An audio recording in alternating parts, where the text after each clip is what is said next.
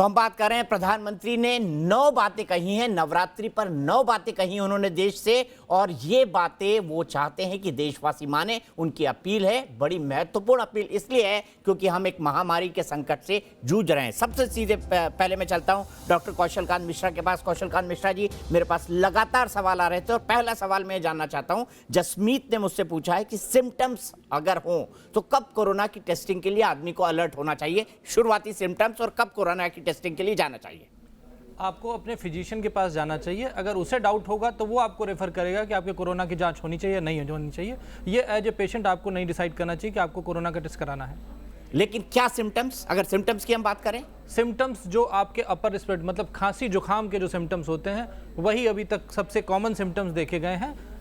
अगर इस तरह का कोई रनिंग नोज है, स्नीजिंग है, कॉफिंग है, सिर्फ ये एंड मैलिएज मतलब कि आपको थकान सी लग रही, फीवरिश लग रहा है, तो ये जो कॉमन सिम्टम होते हैं जुकाम के, सर्दी जुकाम के, वही सिम्टम होते हैं। लेकिन इसमें डिफरेंशिएट कैसे करें, क्योंकि ये ऐसा मौसम है जिसमें ज्यादातर लोग खांसी, सर्दी, जुकाम से पीड़ित होते हैं। इसमें दो चीजें हैं। अगर हम और आप जो किसी भी संक्रमित व्यक्ति के टच में नहीं आए या संक्रमित व्यक्ति के टच में आए हुई फैमिली के टच में नहीं आए तो हमें परेशान होने की जरूरत नहीं है। लेकिन अगर हमारी हिस्ट्री, हमें खुद सोचना है कि क्या हम किसी फॉरेनर से मिले हैं, क्या हम एयरपोर्ट से आ रहे हैं, क्या हम किसी संक्रमित देश से आ रहे हैं। अगर हम ऐसे देश से आ रहे हैं तो ये हमें डिस्क्लोज करना पड़ेगा और हमें अपने डॉक्टर को बताना पड़ेगा और डॉक्टर खुद डिसाइड करेगा कि आपका कोरोना टेस्ट होना चाहिए। ठीक है, मैं सबसे पहले डॉक्टर दीपक रहेजा के पास चलता हूं। डॉक्टर रहेजा, आपको बुलाने का जो मेन मकसद था वो ये था कि कल एक आदमी ने पैनिक में आके, लोग ये कहते हैं कि कोरोना का टू बी सस्पेक्टेड पाया गया, वो कोरोना का पेशेंट था, ऐसा नहीं था, क्यों मधुरेंद्र? वो सस्पेक्टेड था लेकिन उसने कूद कर आत्महत्या कर ली, ऐसी कुछ रिपोर्ट्स हमारे सामने आई हैं। ऐसे मामलों में आदमी संयम कैसे बरते? और बहुत संक्षेप में जानना चाहता हूं, होम क्वारंटाइन में उसको क्या क्या करना चाहिए अगर वो घर में रहे और घर से काम करे तो?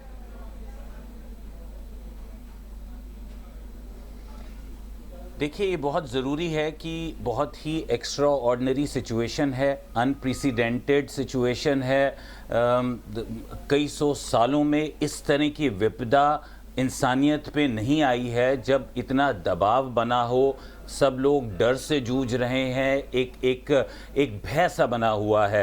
एक तरफ ऐसे लोग हैं जो कि दिन में 4 बार अपना बुखार जांचना चाहते हैं, छोटी सी खांसी में अपने फिजिशियन पे जाके दबाव डालते हैं कि मेरा कोरोना का आप जांच कराइए। और दूसरी तरफ ऐसे लोग हैं जो कि ब्रवाडो में ये कह के घूम रहे हैं कि हमें नहीं होगा, अरे यार बैठे रहने से थोड़ी कुछ होगा, एहतियात लेने की ज़रूरत नहीं है।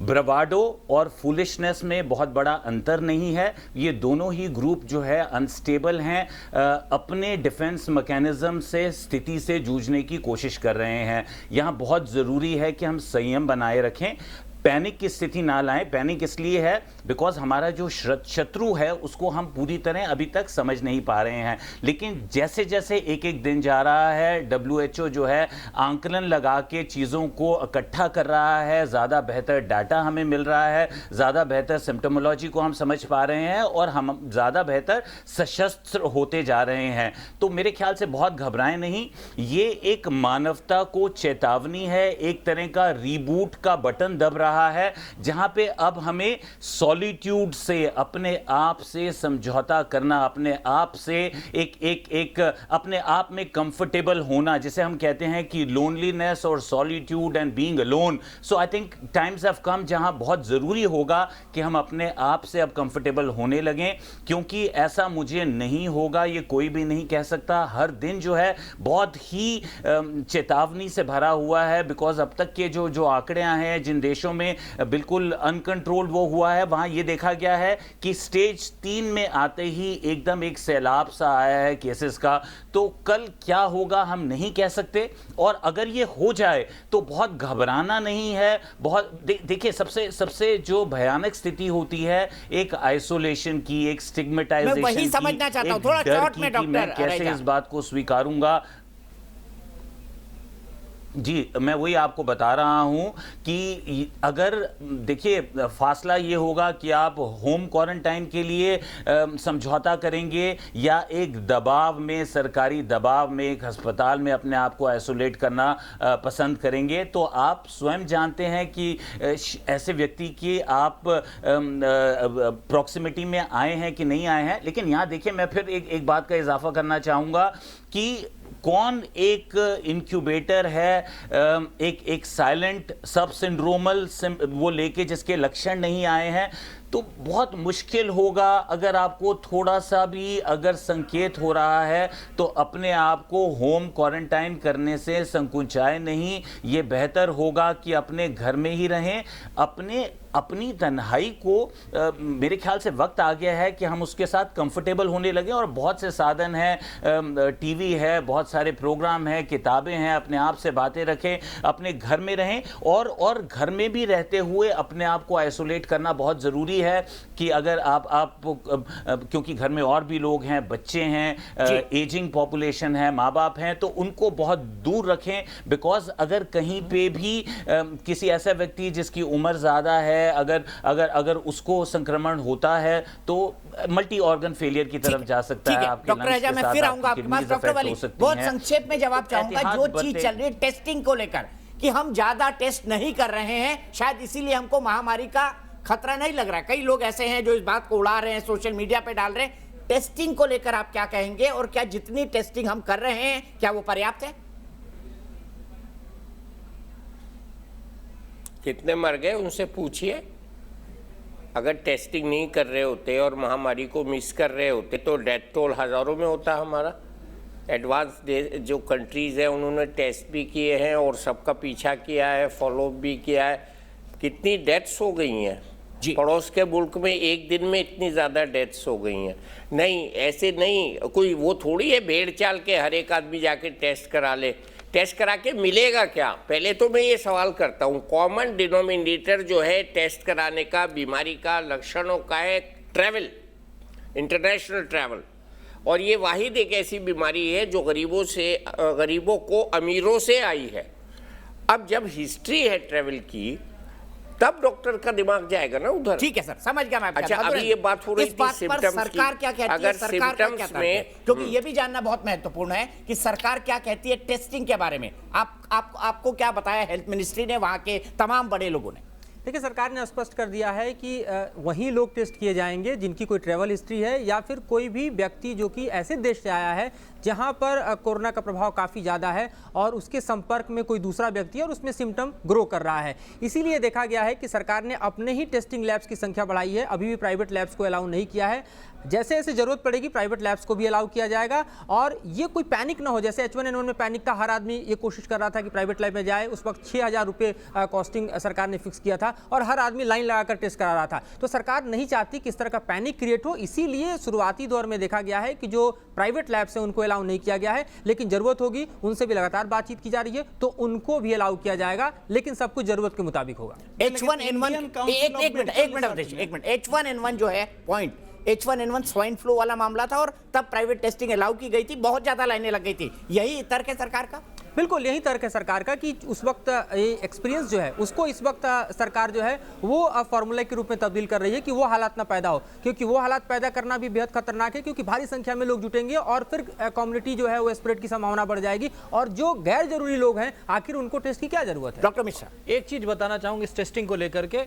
अभी मुझे कल पता चला कि 800 रैंडम टेस्टिंग की गई और 800 में कोरोना नेगेटिव आया। यानी कि सरकार विजिलेंट है और ये पब्लिक के कहने से कुछ नहीं होगा। एपिडेमियोलॉजिस्ट लगे हुए हैं, सोशियो प्रिवेंटिव मेडिसिन डिपार्टमेंट लगा हुआ, उसकी कुछ गाइडलाइंस, उस गाइडलाइंस के अकॉर्डिंग अगर ये रैंडम टेस्ट एक भी पॉजिटिव आता तो हम सोचते। ठीक है, मैं सीधे चलूंगा इस वक्त डॉक्टर नरेश त्रेहन के पास। देश के जाने माने कार्डियोलॉजिस्ट, देश के सबसे जाने माने डॉक्टर हमारे साथ जुड़ गए हैं। डॉक्टर नरेश त्रेहन जी, आपका न्यूज नेशन पर बहुत बहुत स्वागत है। मैं दीपक बोल रहा हूं। मैं सबसे पहले आपसे ये जानना चाहूंगा कि प्रधानमंत्री ने जो कहा उसमें आपने कौन कौन से पॉइंट पकड़े, एक डॉक्टर के तौर पर कौन कौन से वो पॉइंट्स हैं जो आप चाहेंगे कि हमारे दर्शक उसको एक सूत्र के तौर पर अपनाएं?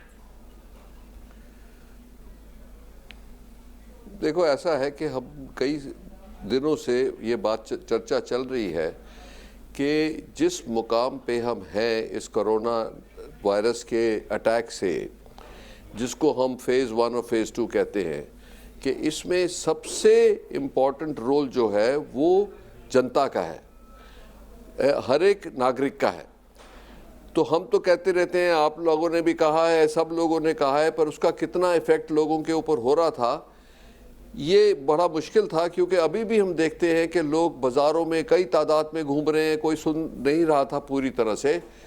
आज की बहुत ही अच्छी डिलीवरी स्पीच करी है, बहुत इंटेलिजेंटली क्राफ्टेड थी, कि प्राइम मिनिस्टर का मैसेज एक ही था पब्लिक को कि आपके ऊपर ये भरपूर है कि इंडिया का फ्यूचर कैसा होगा बनिस्बत इस कोविड-19 वायरस के मुकाबले में। अगर जो हम हर एक नागरिक आज के दिन जो हम बातें कर रहे हैं कि अपने आप को बचाना है और काम के हाथ धोएंगे, जो भी हमने सारी बातें हुई हैं सबको पता है, और 65 ईयर और उसके ऊपर जो लोग हैं वो वल्नरेबल हैं, ये सब जो चेतावनी प्राइम मिनिस्टर ने दी है इसका असर मेरे को लगता है कि काफ़ी अच्छा होगा। उन्होंने बहुत क्लेवरली ये भी बोला कि देखो हमें लॉकआउट नहीं कर रहे, पर एक प्रैक्टिस होगी जो जनता ब्लैकआउट होगा, जो जनता लॉकआउट होगा 22 तारीख को, उससे आप लोगों को प्रैक्टिस भी हो जाएगी कि आने वाले टाइम में अगर जो ये ज़रूरी हुआ तो हमारे को ऑलरेडी हम परिचित होंगे कि कैसे लॉकडाउन होता है। तीसरी बात जो उन्होंने बहुत बढ़िया कही कि पैनिक मत करें, पैनिक बाइंग मत करें, क्योंकि सप्लाईज काफ़ी हैं, आप अपना जैसे नॉर्मल सप्लाईज अपने लिए लेते हो वैसे ही रखें, क्योंकि ये पैनिक बाइंग में नुकसान होगा सबका।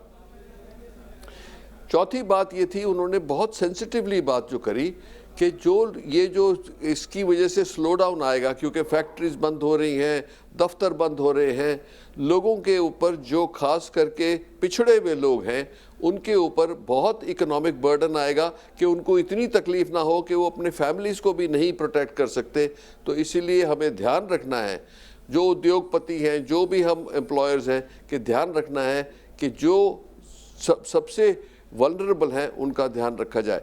तो ये तीनों तरफ से अच्छी बात कही गई, और उन्होंने एक और भी अच्छा किया, उनको रिकग्नाइज़ किया कि देखो जो लोग, आप लोग तो घर रहें, पर जो लोग ज़रूरी हैं, जो सेवा कर रहे हैं, जैसे nurses, doctors, technicians, policeman, fire department वाले, ये जो एसेंशियल सर्विसेज के आदमी हैं, उनके लिए आप एक अप्रिसिएशन शो करें कि उनका उत्साह बढ़े। आने वाले टाइम में बहुत कठिन टाइम आ सकते हैं, तो उनका उत्साह अगर जो आज बढ़ाएंगे हम, उनको 5 बजे 22 मार्च को अगर जो एक अप्रिसिएशन या नमस्ते करी जाएगी कि भैया आप लोग वाकई में अच्छा काम कर रहे हो और करते रहें, उससे देश को फ़ायदा होगा। सो आई थिंक ये जो आज उन्होंने ये मैसेज भेजा है ये बड़ा ज़रूरी था। इसी लेवल पे उन्होंने फाइनेंशियल जो प्रॉब्लम्स आएंगे उसके लिए फाइनेंशियल टास्क फोर्स बना दी, जो टेक्निकल हैं उसकी टास्क फोर्स बनी हुई है कि जो डॉक्टर लोग हैं, जो टेक्नीशियंस हैं, जो साइंटिस्ट हैं, ये मिल के तैयारी करें कि इस जंग को कैसे आगे ले जाना है, कि ये कोरोना के को हराना है हम सब ने मिल के। सो ये मैसेज बड़ा क्लियर गया है कि हमें सबको मिल के लड़ना है, ये नहीं कि गवर्नमेंट करेगी या पब्लिक करेगी, हम पब्लिक और गवर्नमेंट मिल के करेगी। ठीक है सर। ये मैसेज मेरा ख्याल है कि जड़ तक हिंदुस्तान की गया है और लोग, मेरा ख्याल सबने सुना भी है, और ये जो उसके बाद जो आपके टीवी चैनल्स पर चर्चा हो रही है उसके ऊपर क्लैरिफिकेशन भी लोगों को रिमाइंडर मिल जाएगा। और मेरा तो ये ख्याल है कि जो सब्जेक्ट उन्होंने एड्रेस करना चाहिए था उन्होंने किया, और उसका मैसेज काफ़ी क्लियर गया है नीचे। दो छोटी छोटी चीजें आपसे समझना चाहूंगा सर, खासतौर पर वो लोग जो सस्पेक्टेड हैं या सस्पेक्टेड देशों या इफेक्टेड देशों से ट्रैवल करा हैं, उनमें से कुछ है जो पैरासीटामोल खा के टेस्टिंग करा लेते हैं, उनमें से कुछ लोग हैं जो अपने क्वारंटाइन को छोड़ के चले जाते हैं। ऐसे लोगों के बारे में आप क्या कहेंगे? आपको नहीं लगता कि ये लोग समाज के एक तरह से समाज के लिए एक बड़ी महामारी का खतरा पैदा कर रहे हैं? ऐसे लोगों से आप क्या कहना चाहेंगे? सरकार से उन लोगों के बारे में क्या कहना चाहेंगे? असली देशद्रोही तो वो हैं जिनकी डिस्क्रिप्शन आपने अभी दी, जो अब इतना अपना स्वास्थ्य है कि आप सारे अपने को, अपनी फैमिली को और सारी कम्युनिटी को एक्सपोज कर रहे हैं इस डेंजर से। ये बहुत इर्रिस्पॉन्सिबल बिहेवियर है और इसकी जितनी निंदा करी जाए उतना कम है। तो मेरा ख्याल ये बहुत ज़रूरी है कि ना ही कि वो लोग रिस्पॉन्सिबल रहे, पर जिनको लोगों को जिनको पता लगे कि ऐसे लोग हैं उनको रिपोर्ट कर देना चाहिए हमें कि ऐसे लोग एस्केप करके आए हैं, क्योंकि ये सारे नेशन को बड़ा नुकसान हो सकता है इससे और सैकड़ों लाइफ्स जा सकती हैं। तो इसलिए जैसे प्राइम मिनिस्टर ने बोला भी कि ये मत सोचें कि हमारे को इसका सामना नहीं करना पड़ेगा, एक्सप्लोजन होगा और उस किस साइज का एक्सप्लोजन होगा वो हम पे भरपूर है। हमारी गवर्नमेंट और फोर्सेस जो हैं, जो डॉक्टर्स वगैरह सब मिलके काम करेंगे, हमारे ऊपर भरपूर है कि हम उसको कितना कंटेन कर ले आने वाले 2 हफ्ते में। बिल्कुल ठीक कहा सर। एक बात और समझना चाहूंगा कि मैं जब हिस्ट्री में पढ़ रहा था तो अभी तक जितनी भी महामारियां फैली थी वो बड़े सेलेक्टेड रीजनल पॉकेट्स में, कुछ राज्यों में या कुछ राज्यों के इलाकों में फैली थी, चाहे वो सूरत का प्लेग हो, चाहे हम जापानी इन्फेस्टलाइटिस की बात करें जो गोरखपुर वाले इलाके में आता है। लेकिन ऐसा लग रहा है कि इसका दायरा पूरे देश में है। केरल से भी मामला आ रहा है, जम्मू कश्मीर से भी आ रहा है, गोवा से भी आ रहा है, महाराष्ट्र में इतने सारे मामले हैं। मुझे पूरा भरोसा है अपने देश पर, डॉक्टर्स पर, इनकी कैपेबिलिटी पर। मैं जानना चाहता हूं सर कि हमको इस पूरे मोमेंटम को बनाए रखने के लिए और हमारी जो हेल्थ सर्विसेज है उनको और क्या क्या करना चाहिए, खासतौर पर उन लोगों के लिए जो रूरल हेल्थ सर्विसेज से जुड़े हुए हैं, जो बहुत छोटे छोटे गांव में हमारे इस कार्यक्रम को देखते हैं। आप उन हेल्थ सर्विसेज के लोगों को क्या सलाह देंगे जो आपको सुन रहे होंगे इस वक्त? तो आप लोगों को 3 हिस्से में बांटना है इसको। पहला है कि अपने आप को कैसे बचाना है इस बीमारी से। उसमें इसका समझना ज़रूरी है कि ये बीमारी फैलती है, किसी शख्स को कोरोना वायरस लगा, उसको ज़ुकाम खांसी हुई, उन्होंने खांसा और या छींक आई, तो वो ड्रॉपलेट जो निकलते हैं म्यूकस के, उनके अंदर वायरस होता है। और अगर जो कोई भी उसको अपने सांस के ज़रिए अंदर ले जाए तो उसको इन्फेक्शन होने का खतरा बढ़ जाता है। तो इसीलिए एक तो आप हमें देखना है कि जो लोग हमारे आसपास खांसी या स्नीजिंग कर रहे हैं उनसे एटलीस्ट 2 मीटर दूर रहना है। कहते हैं 1 मीटर, पर मैं कहता हूँ सेफ्टी के लिए 2 मीटर और भी अच्छा रहेगा। तो दूसरी बात, उन लोगों को जिनको ज़ुकाम खांसी है एक मास्क पहन लेना चाहिए कि वो औरों को ना एक्सपोज करें। दूसरी बात यह है कि ये जो जब कोई छींकता है तो किसी सरफेस के ऊपर जो ये वायरस जाता है तो वायरस में 48 घंटे तक तो हमें पता है कि वो सरफेस पे ज़िंदा रह सकता है। तो कोई छुएगा उसको तो वो हाथ से वायरस जो है वो आपके मुंह में, नाक में, आँख में चला जाएगा, म्यूकस मेम्ब्रेन में, तो उससे भी इन्फेक्शन हो सकती है। तो इसलिए हम कहते हैं कि हाथ धोते रहें, दिन में 4-5 बार सोप वाटर से धोएं और सैनिटाइजर यूज़ करें जब भी आप एक्सपोज हों। ठीक है सर, बहुत नमस्ते करना है, हाथ नहीं मिलाना है, ये अपना हो गया। ठीक है, बहुत बहुत शुक्रिया सर। दूसरा बात यह है कि कोई भी अगर जो आपकी ठीक है, ओके, नमस्ते सर, बेस्ट, थैंक यू। तो नमस्ते करते रहिए, मुस्कुराते रहिए और कोरोना का सामना करिए, डरिए मत, घबराइए मत। यही बीमारी पर सबसे बड़ी जीत है।